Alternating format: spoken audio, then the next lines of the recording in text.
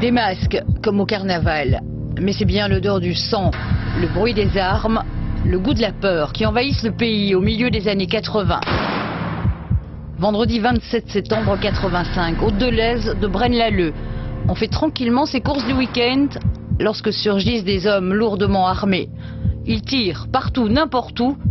Frédéric Delbracine n'a pas oublié. J'avais souvent l'arme pointée dans le dos. J'ai vu les gens se faire abattre sur le parking du Deleuze, les gens à l'intérieur du magasin. 3 morts, plusieurs blessés graves, la panique au supermarché. Celui-là, puis un autre, 10 km plus loin, à Overijse. Même scène de terreur. Le bilan est très lourd, 5 morts, dont un garçon de 13 ans.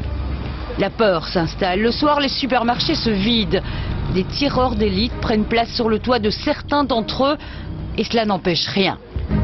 Le 9 novembre 85, un samedi cette fois, les tueurs attaquent le Deleuze d'Alost.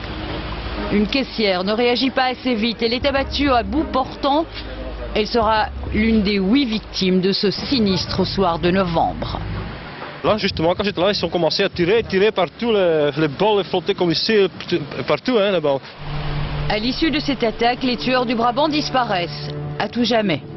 Étaient-ce les mêmes auteurs qui ont déjà sévi en 82-83? Ce sont en tout cas les mêmes armes qui ont servi.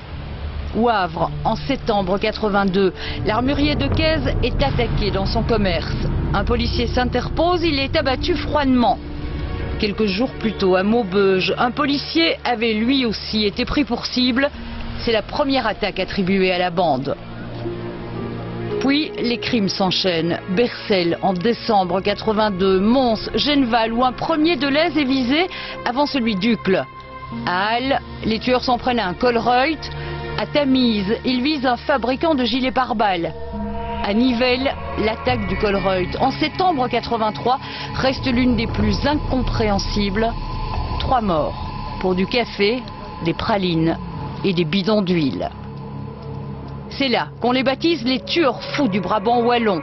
Ils sévissent encore à Ohain, à nouveau à Bercel, enfin à Anderlues avant de déposer les armes pendant près de 2 ans. On l'a vu, leur retour fut encore plus meurtrier. Qui sont-ils? Mystère. En 83, on les a crus membres de la filière Borène, des truands sans grande envergure, acquittés un peu plus tard. Pourquoi agissent-ils ainsi? Mystère encore. 6 juges d'instruction, une centaine d'enquêteurs et 2 commissions d'enquête parlementaire se sont penchés sur l'énigme. Les hypothèses ont foisonné sans être confirmées. Les voitures, les armes, les indices retrouvés n'ont jamais parlé. Aujourd'hui, le compte à rebours est en marche. Reste 5 ans pour expliquer la mort violente de 28 innocents.